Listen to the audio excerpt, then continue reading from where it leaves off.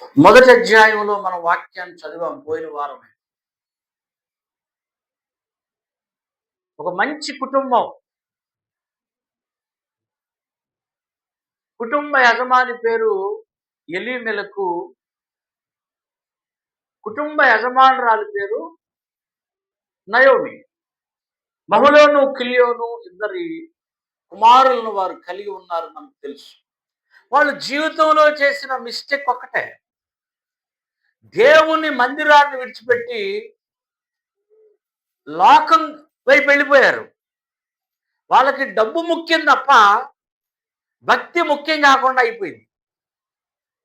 వాళ్ళకి సంపాదన ముఖ్యమైనది తప్ప దేవుని వాక్యం అంత విలువైంది కాదు, వదిలేశారు. వాళ్ళు లగ్జీరియస్గా బ్రతకడానికే చూశారు తప్ప దేవుని వాక్యం పోయిందన్న బాధ వాళ్ళకి లేదు. అయితే వాళ్ళు వెళ్ళారు, ఇద్దరు కొడుకులు పెళ్ళయింది, అన్నీ పోగొట్టుకున్నారు. ఆఖరికి మగబిడ్డలు ఇద్దరు కుమారులు కూడా చనిపోయారు. ఆ ఇద్దరు కోడళ్ళు ఉన్నారు, తోటి కోడళ్ళు, రూతు, ఓర్ప. Praise Lord. అప్పుడు నయోమి వాళ్ళతో అంది, నాన్న కూర్చో, మీరేమో వయసులో ఉన్నారు, ఇప్పుడు మీ ఇద్దరికి భర్తలను సంపాదించాలంటే నేను మళ్ళీ పెళ్లి చేసుకోవాలి. ఇప్పుడు నేను పెళ్లి చేసుకున్నాక నాకు పిల్లలు పుడితే వాళ్ళు పెరిగి పెద్ద పెళ్ళిడికి వచ్చేటప్పుడు మళ్ళీ మీరేమైపోతారు, ముసలోళ్ళు అయిపోతారు. కాబట్టి ఎందుకు వచ్చిన గొడవ,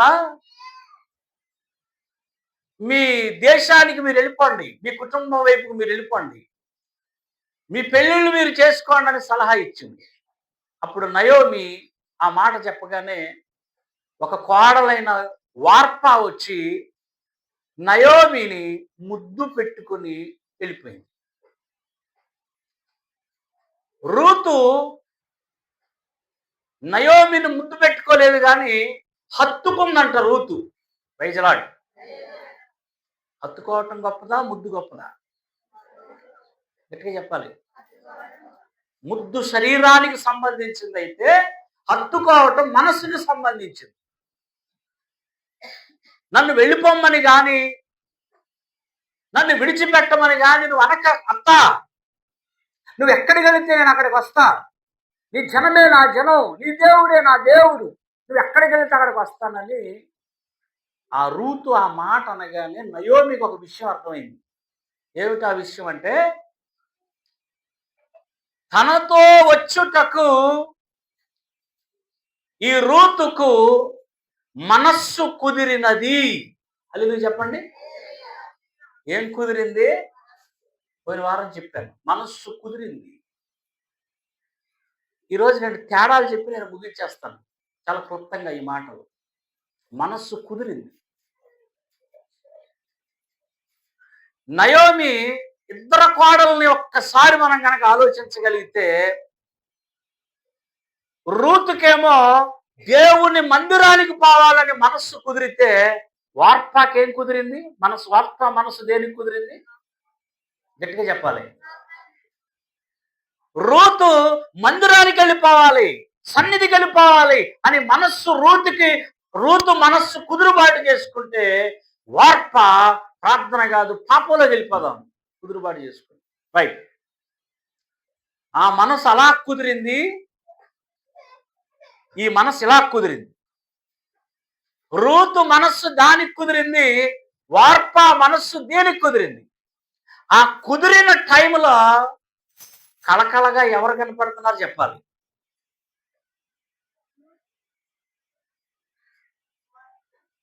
సైంటిస్టులకు అలాగా ఆలోచనతో అనుకోండి. రూతు మనస్సు కుదిరిందమ్మ దీనికి, దేవుడు, బైబిల్, గుడి, వాక్యం ఇందులో కుదురుబాటు చేసుకున్న రూతు.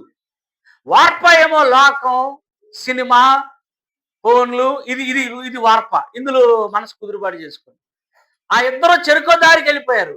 ఆ టైంలో ఎవరి జీవితం లోకానికి కళకళగా కనబడుతుంది? గట్టి చెప్పండి.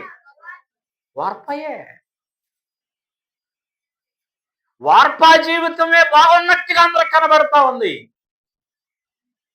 ఆత్మీయమైన నిర్ణయాలు తీసుకున్న, ఆత్మీయమైన విషయాల వైపు అడుగు వేసిన రూతు జీవితం గలిబిలిగా కనబడుతుంది అందరికి. Praise lord. మన జీవితాల్లో కూడా భక్తి చేస్తున్న వారు అమాయకులుగా కనబడచ్చు. భక్తి చేస్తున్న వారు తెలియని వారిగా, తెలివితేటలు లేని వారుగా ఈ లోకానికి కనబడచ్చు. మీరు అందరూ గమనించాలి ఈ మాటని. రూత్ ఇక్కడికి వచ్చేసింది అత్తగారితో కలిసి. మరి వార్ప చెప్పాలి మీరు. నేను అనుకుంటున్నాను రూతు బోయాజుని పెళ్ళాడే ముందే 2 రోజుల్లోనే వార్ప సెటప్ చేసేసుకుని ఉంటుంది. మంచి నాటకం గత్తి వార్ప. ఏం పెట్టి వెళ్ళిపోయిందట? రెడీగా ఉన్నాయి. ఈ ముసలదాని నుంచి ఎప్పుడు పోదామా రెడీగా ఉంది. పైకంటే బాగోదు. అప్పుడు రూతు మాట అనేసింది, వెళ్ళిపోండి అన్నది. ఆ మాట కోసమే నేను చూస్తున్నానమ్మా అని వెంటనే 2 రోజుల్లో వెళ్ళిపోయి ఉంటుంది ఆ వార్ప. ఏమండి రూతు వెళ్ళలేదా?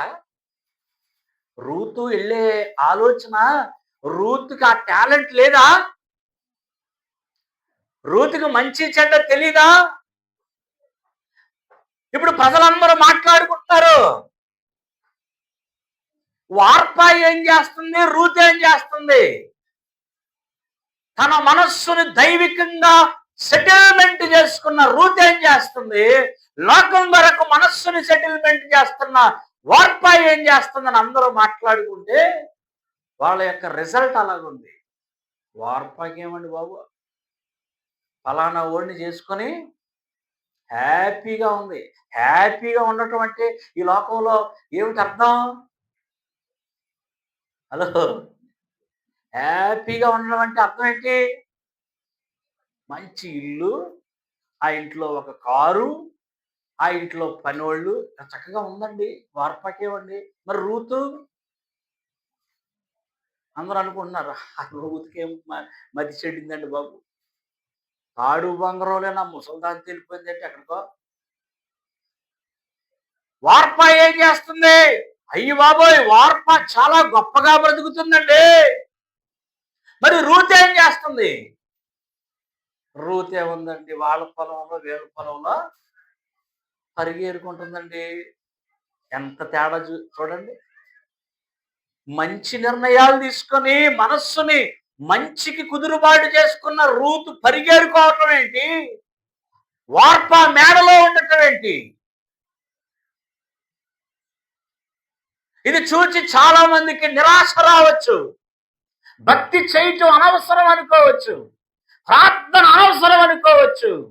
కానీ అట్ ది ఎండ్, చివరిలో దేవుని వాక్యం సెలవిస్తా ఉంది. చివరిలో దేవుని వాక్య సారాంశం చెప్తా ఉంది. రూతుకి వార్పాకి మేడల్లో తేడా ఉండొచ్చు, మిద్దెల్లో తేడా ఉండొచ్చు, కారుల్లో తేడా ఉండొచ్చు, రంగులో తేడా ఉండొచ్చు, మెయింటెనెన్స్ లో తేడా ఉండొచ్చు. కానీ అన్ని తేడాల కంటే పెద్ద తేడా ఇద్దరికి ఏంటంటే వార్ప మీద దేవుని కృప లేదు, రూతు మీద దేవుని కృప ఉన్నది.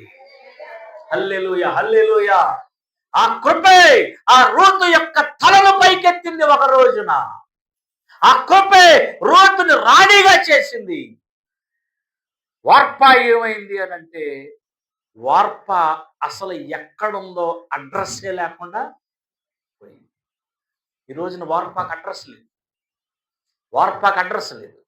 అందుకే ప్రియ దేవుని సంగమా, దేవుని పిల్లలారా, మన మనస్సుని దైవికమైన విషయాల మీద కుదురుబాటు చేసుకుందాం. మనసు అయితే చాలా పరుగులు పెడుతుంది. మనస్సుని పట్టుకొని దైవికమైన విషయాల మీద మనం కుదురుబాటు చేసుకుందాం. పోయిన వారం 3 విషయాలు చెప్పాను. అందులో మొదటి విషయం ఏంటంటే, మన మనస్సు ప్రభువు యొక్క వాక్యమును వినడానికి కుదురుబాటు చేసుకోవాలి. 15 నిమిషాల్లో ముగిస్తాను నేను ఈ మాటలు. ప్రభువు వాక్యాన్ని వినడానికి మనసు కుదురుబాటు చేసుకోవాలి. కీర్తన 143:8 చదివితే అక్కడ వాక్యం సెలవిస్తుంది. కీర్తన 143:8. దేవా, నీ యందు నేను నమ్మిక ఉంచి ఉన్నాను. ఉదయమున నీ కృపా వార్తను నాకు వినిపింపము. నీ వైపు నా మనస్సు నేనెత్తుకొనుచున్నాను. హల్లెలూయా చెప్పండి, హల్లెలూయా చెప్పండి, హల్లెలూయా చెప్పండి. బాబా, నా మనస్సుని నేను ఎత్తుకొనుచున్నాను. ఎందుకో తెలుసా? నీ కృపా వార్తను నేను వినడానికి, దేవుని వాక్యమును వినడానికి. అమ్మా, చదువు లేని వారు ఈరోజు వాక్యాన్ని మీరు చాలా జాగ్రత్తగా వినాలి, జ్ఞాపకం పెట్టుకోవాలి. చదువు లేని వారు, చదువు ఉన్నవారు రాసుకున్న వాక్యాన్ని ధ్యానించాలి. దావీదు ఎందుకు అంత హ్యాపీగా ఉన్నాడో తెలుసా? హల్లెలూయా చెప్పండి ఒకసారి. అమ్మా, దావీదుకి కష్టాలు ఉన్నాయా? నొకరత్నం ఉన్నాయా? ఇంట్లో ఉన్నాయా? బయట ఉన్నాయా? చెప్పాలి. ఇంట్లోని కష్టాలే. దావీదుకి పోరుందా? పోరు పడుతున్నాడు. పోరు బయట లోపల. బయట పోరు పెట్టి వాళ్ళు ఉన్నారు, ఇంట్లోని. దావీదుకి ఒంట్లో జబ్బులు ఉన్నాయా? ఏమో మరి, దావీదుకి ఒంట్లో జబ్బులు ఉన్నాయా? 3 జబ్బులు ఉన్నాయి. ఇప్పుడు చెప్పనాయి, 3 జబ్బులు ఉన్నాయి దావీదుకి. ఇన్ని పెట్టుకొని, ఇన్ని పోరాటాలు పెట్టుకొని, 4 దిక్కుల యుద్ధాలు పెట్టుకొని దావీదు అన్నాడు, ఐఎమ్ హ్యాపీ. నేను పండుకొని నిద్రపోయి మేల్కొంటా, టెన్షన్ లేదు నాకు. I'm happy. హల్లెలూయా. ఎంత హ్యాపీగా ఎలా ఉండగలుగుతున్నావు అని అంటే, దావీదు సీక్రెట్ ఒకటే. బెడ్రూమ్లో ఉన్నా, బాత్రూంలో ఉన్నా, పనిలో ఉన్నా, ఎక్కడున్నా వాక్యమే మైండ్లో ఉండేదంట. హల్లెలూయా. వాక్యమే మైండ్లో ఉండేదంట దావీదుకి. ప్రియులారా, మీ అందరికీ చిన్నతనంలో రేడియోలో వాక్యం వినపడేది 7-5 నిమిషాలకి. రేడియోలో సాయంకాలం 7-5 నిమిషాలకి ఒక పెద్ద ఆయన మాట్లాడేవారు. శ్రోతలు దగ్గరికి రండి రేడియోకి అని. ఎవరైనా గట్టిగా చెప్పండి. ఆర్ఆర్కే మూర్తి గారు. ఆయన దగ్గర ఒక శిష్యుడు ఉండేవాడు, దేవ సహాయం గారు. ఇప్పుడు ఉన్నారు ఆయన. ఆర్ఆర్కే మూర్తి గారు చనిపోయేటప్పుడు అన్ని ఆయనకి ఇచ్చేసి చనిపోయాడు. ఆయన అనుభవాలు చెప్పారు. దేవగారు ఈయన బిడ్డ మీద పడుకుంటే శిష్యుడైన దేవగారు కింద పడుకునేవాడు. ప్రతిరోజు మీటింగులకు వెళ్ళటం, అక్కడికి వెళ్ళటం. ఈయన ముసలాయన కదా, గుర్ర పెట్టుకొని ఒక్కొక్క గురక ఒక్కొక్కలా పెడతారు కదా, ఆ కథ వద్దు మనకు కానీ అని పెడతా, రాత్రి 2 గంటలకి గురక అలా పెడతా అని పెడతా, రే దేవా, అయ్యగారు ఏంటండి అని అంటే, యెహోషువ మోషే వాళ్ళిద్దరూ కొండ మీద ఇలా ఎందుకు అన్నారా పడుకుని కూడా. అంత నిద్రలో కూడా, గురక పెట్టే నిద్రలో కూడా ఆ దైవజనుడు దేనికోసం? హల్లెలూయా. కృపావార్త వాక్యం, ఇది శ్రేష్టమైన వాక్యం. అందరు బైబిల్ ఎత్తండి, అందరు బైబిల్ ఎత్తండి పైకి. అందరి చేతుల్లో బైబిల్ ఉంటే బైబిల్ ఎత్తండి. పట్టింప శ్రేష్ఠ గ్రంథము బైబిల్ ఎత్తాలి. పట్టింప శ్రేష్ఠ గ్రంథము బైబిల్, అనుదినము పఠించిన ప్రేమ తోడ నడుపును. నాకు ఈ పాట రాక పొద్దున్న మా అత్తగారిని అడిగాను, ఈ పాట ఎలాగండి అని. దేవుడికి స్తోత్రం చెప్పండి. నిజానికి రాదా, 2 మొక్కలు వచ్చి నాకు. అదన్న మా అత్తగారు చెప్పారు ఉదయాన్నే, ఇది ఎలాగండి ఈ పాట అని. దీనిని మించిన శ్రేష్టమైన మాట లేదు. మరి నీ వాక్యము, నీ యొక్క మనస్సు ఈ మాటలు వినడానికి కుదురుబాటు చేసుకోవాలి. సరే, నేను క్లుప్తంగా ముగింపు సెక్షన్‌లోకి వెళ్తున్నాను నేను. అనవసరమైన చెత్తంతా మనసులో పెట్టుకుంటే, ఒక భయంకరమైన జబ్బు నీ జీవితంలోకొస్తుంది. ఆ జబ్బు పేరేంటో తెలుసా? 2 అక్షరాలు. చింత. అందరూ చెప్పండి. ఏంటి? చింత. ఆ ఇంట్లో 2 అక్క చెల్లెలున్నారు. అక్క పేరు మరియా, చెల్లి పేరు మార్త. Praise the lord. ఈ ఇద్దరికి తేడా ఒక్కటే. ఇద్దరు మంచోళ్ళే.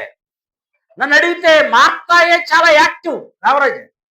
మార్తాయే చాలా యాక్టివ్. ఆ గ్రామంలోనికి వచ్చిన ప్రభువైన యేసుక్రీస్తు వారిని ఇంట్లోకి తీసుకొచ్చింది మరీ కాదు, మార్త. అన్ని బాగానే ఉన్నాయి. పాటలు పాడడం, వాక్యం చదవడం అన్నీ బాగానే ఉన్నాయి. కానీ వాక్యమును వినలేకపోతుంది మార్త. విస్తారమైన పనులు, విస్తారమైన ఆలోచనల వల్ల మార్త ఒక రకమైన డిప్రెషన్లోకి వెళ్ళిపోయింది. కానీ మరీ ఉత్తమమైన దాన్ని ఎన్నుకుంది. హ్యాపీగా ఉంది. Praise the lord. చెత్త, ఒక చెత్త వచ్చేసింది మార్త మనసులోకి. కొంచెం డెప్త్‌కి వెళ్ళి ఆ మాట చెప్తా. ఈ చింత తినేస్తది మనిషి. ఏ రోగంతో అయినా సుఖంగా చచ్చిపోతాం గానీ, హల్లెలూయా చెప్పండి. ఇప్పుడు ఎయిడ్స్ వచ్చింది, లేకపోతే కుష్టు వచ్చింది, లేకపోతే క్యాన్సర్ వచ్చింది. ఒక 2 నెలలు, నెలన్నర బాధపడి చచ్చిపోతాం. పెద్దమ్మ గారికి వచ్చింది కదా! 2 నెలలు, నెల బాధపడి చచ్చిపోతాం. ఈ రోగాలతో నెల, 2 నెలల్లో బాధపడి చచ్చిపోతాం. చింతతో అలా కాదు. చింత చాలా భయంకరం. చింతతో మరణించడం చాలా భయంకరం. వాక్యముతో ఎవరు సహవాసం చేయరో వాళ్ళలోనికి చింత వచ్చేస్తుంది, భయంకరమైన రోగం వచ్చేస్తుంది. దేవుని వాక్యంలో ఒక అమ్మాయి ఉంది. ఆ అమ్మాయి పేరు రాయబడలేదు. కొంతమంది పేర్లు రాయలేదు దేవుడు. లోతు భార్య పేరు రాయలే. యోబు భార్య పేరు రాయలేదు. సంసోను తల్లి పేరు రాయలేదు. నోవాహు భార్య పేరు రాయలేదు. అలాగే ఈ అమ్మాయి పేరు కూడా రాయలేదు. ఎందుకో? ఆ అమ్మాయిది సారేపతు అనే ఊరు. ఆ అమ్మాయి భయంకరమైన చింతలోకి వెళ్ళిపోయింది. భయంకరమైన చింతలోకి వెళ్ళిపోయి, ఎంత చింతలోకి వెళ్ళిపోయిందంటే డిప్రెషన్లో ఒక్కతే ఒక పిల్లోడు ఆమెతో పాటు. దేవునికి అందరూ స్తోత్రం చెప్పండి ఒకసారి. ఆమె ఎక్కడికి వెళ్ళినా ఆమెతోనే వస్తాడు. ఎక్కడికి వెళ్ళినా ఆమెతోనే వస్తాడు. ఇప్పుడు మా పాస్టర్ అమ్మ గారు ఎక్కడికి వెళ్ళినా కూడా ఆద్విత్ వస్తాడా, జార్జి బుల్లర్ వస్తాడా? హలో, పెద్దవాడు వస్తాడా, చిన్నవాడు వస్తాడా? ఎందుకు? అదే ఎందుకు? పాలు. ఇప్పుడు ఆయన పాలు మానిపించడానికి రకరకాల ప్రయత్నాలు. వీలారా ఇంకా మాట్లాడలేదాడు. ఆమె ఎక్కడికి వెళ్ళినా, సారేపోతు విధవరాలు ఎక్కడికి వెళ్ళినా పాలు మానని పిల్లడున్నాడు కూడా. ఆడో చిత్రమైన కుర్రాడాడు. తిండి తిండే పాలు. నేను మా అమ్మ పాలు 5 నెలల 5 సంవత్సరాల 4 నెలలు తాగాను నేను, తెలుసా? నేను ఇంకా బడిలో జాయిన్ అయ్యే ముందు మానేను. నేను పాలు తాగటం నాకు గుర్తుంది ఇంకా. తీగలోళ్ళ ఇంటి దగ్గర హాస్పిటల్ అప్పుడు. నేను పరిగెత్తుకొని అమ్మ దగ్గరికి వెళ్తే అమ్మ ఆ ఇంజక్షన్ పక్కన పెట్టి పక్కన స్టోర్ రూమ్‌లోకి వచ్చి నిలబడి పాలు ఇచ్చేసేది నాకు. అది గుర్తుంది నాకు. దేవుడికి స్తోత్రం. మరి ఆ కుర్రోడు కూడా ఆ టైపే. పాలు మానలేదు. పాలు మానలేదు కానీ ఆమె విధవరాలైంది. అంటే పాపం వయసులో ఉన్నప్పుడే పెళ్ళైన 2వ సంవత్సరంలోనే భర్తను కోల్పోయింది. కన్ఫ్యూజ్ ఏంటో తెలియదు. దానితోనే నింపబడింది. ఈలోగా ఏం జరిగిందో తెలుసా? ముగింపు మాటలు జాగ్రత్తగా వినండి. ఏలియా ప్రవక్తతో దేవుడు మాట్లాడాడు. సారేపత్తు అనే ఊరిలో ఒక విధవరాలికి ఇలాగ అక్కడికి కాస్త దూరంలో ఉన్న ప్రాంతంలో దేవుని ప్రవక్త అయిన ఏలియా ఉన్నాడు. ఏలియాతో దేవుడు మాట్లాడాడు. ఏమనంటే, ఏలియా, సారేపత్ అన్న ఊరికెళ్ళు, అక్కడ నిన్ను పోషించాలని ఒక విధవరాలికి నేను సెలవిచ్చి తిని మాట్లాడాను, వెళ్ళన్నాడు. దేవునికి స్తోత్రం.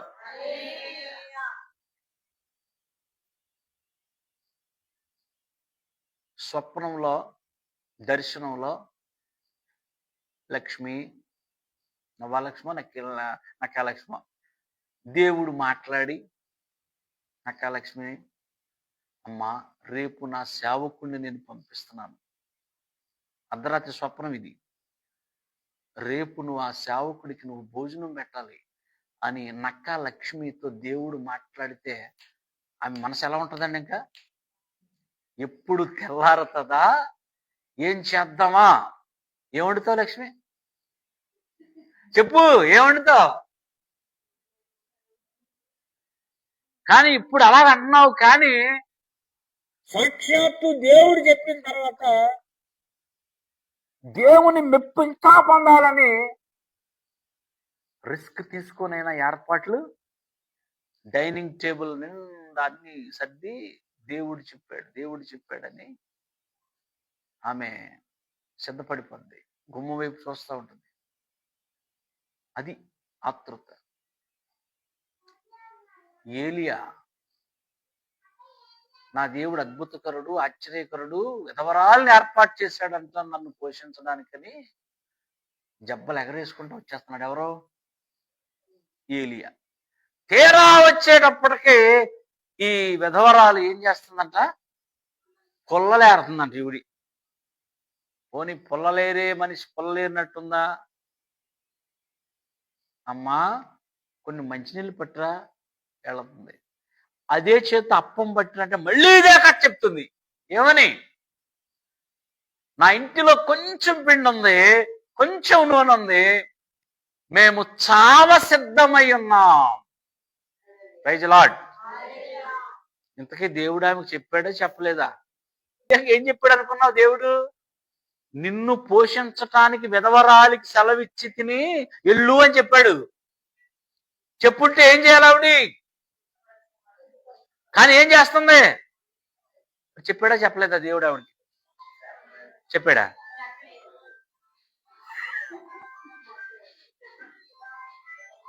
ఆ ఫోన్ ఆపే, జస్ట్ ఆ ఫోన్ ఆపంతే, దాన్ని కదపకుండా.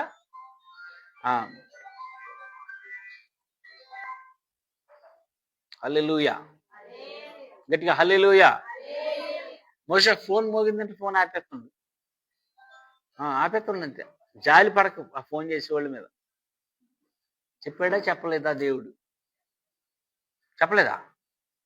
అదిగా చెప్పలేదా అంటే స్వాత్రాన్ని చెప్పాడండి అంటుంది. చెప్పాడా అంటే చెప్పలేదండి. సిమ్ ఉంది, ఇందులో ఛార్జింగ్ ఉంది, నెట్వర్క్ ఉంది, అంతా ఉంది, అన్ని బాగానే ఉన్నాయి.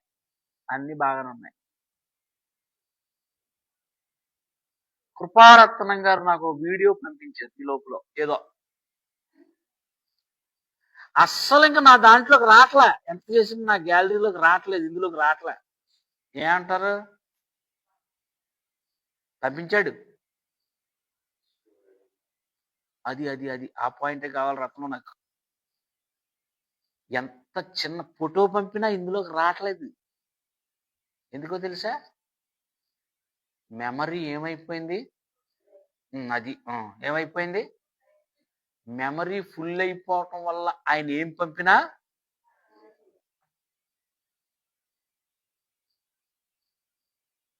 దేవుడు ఆమెకు మాట్లాడాడు, ఆమెతో మాట్లాడాడు. రాత్రి దర్శనంలో ఆమెతో మాట్లాడాడు. కానీ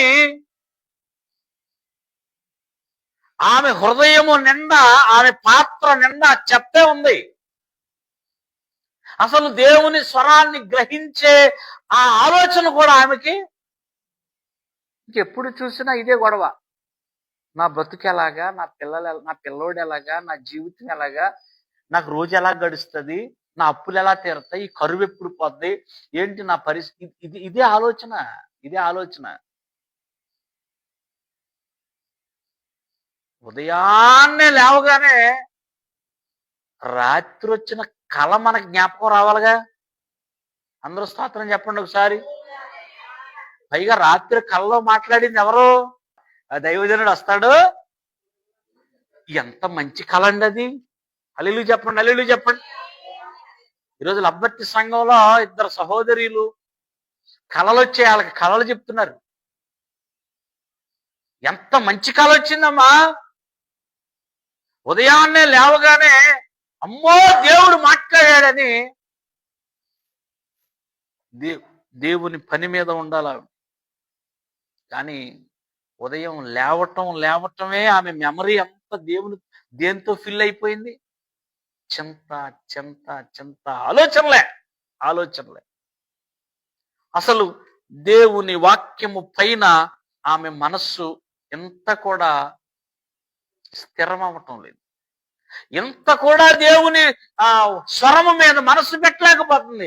అంత భయంకరంగా ఫుల్ అయిపోయింది ఆమె యొక్క జీవితం అంతా, ఆమె యొక్క హృదయం అంతా. వెళ్ళింది, అయ్యా చావ సిద్ధమై ఉన్నాం, కొంచెం పిండే, ఇదే గొడవ ఇంకెప్పుడు. దేవుడికి స్తోత్రం చెప్పండి. నోరిప్పితే చాలు, ఆమెకి ఏం గొడవ? ఇదే. కొంచెం నూనె ఉంది, కొంచెం పిండి ఉంది, చచ్చిపోతాం మేము, చచ్చిపోవాలి మేము, ఎలాగన్నా చచ్చిపోతాం, ఎలాగన్నా అన్ని, ఇదే గొడవ. ఆమె మనస్సు నిండా అదే. అప్పుడు ఏలియా లేచి అన్నాడు, భయపడకు, పోయి చెప్పినట్టు అందరూ స్తోత్రం చెప్పాలి. ఏంటంట? పోయి చెప్పినట్టు చేయి, దేవుని స్వరాన్ని పొందుకో. అప్పుడు ఆ ఒక్క మాటకి ఆమె మనస్సు కుదుర్చుకుంది. హల్లెలూయా. మనస్సు కుదురుబాటు చేసుకుంది. ఈ పాటికి ఉదయమే ఆమె మనస్సు ఆ దర్శనం, ఆ కలకే కుదురుబాటు చేసుకొని ఉంటే, ఆ ఉదయమే ఆ తొట్టెని బుడ్డెను దేవుడు దీవించేసి ఉండును. ఉదయమే 12 గంటలు వేస్ట్ చేసేసింది తన జీవితంలో. ఎప్పుడైతే ఆమె దేవుని వాక్కును అలాగా మనస్సుకి కుదురుబాటు చేసుకుందో, దేవుని వాక్కును వినడానికి, ఆమె జీవితమే మారిపోయిందండి. దేవునికి స్తోత్రం. చింత పోయింది ఆమెలో నుండి. ఆమెను ఆమె ఇంటి వారును అనేక దినములు లోటు లేకుండా తినుచు వచ్చిరి అని వాక్యం చెప్తుంది. ఇంకా చెప్తాను, ఈ నెలంతా ఈ మాటలే చెప్తాను. నేను చాలా విషయాలు ఉన్నాయి. నీ మనస్సు దేవుని సంగతుల మీద కుదురుబాటు చేసుకోవాలి. వస్తే వస్తాను, లేకపోతే లేదు, చేస్తే చేస్తాను, ఇది కాదు కుదురుబాటు అంటే. దేవుని పని చెయ్యాలి. దేవుని వాక్కు వినాలి, దేవుని స్వరాన్ని వినాలి. లేదంటే చింతలో కూరుకుపోతావు. చింతలోనే నీ జీవితం, నీ కుటుంబం ఉంటాయి. జాగ్రత్త సుమ. ప్రార్థన చేసుకుందాం. కళ్ళు మూసుకోనండి.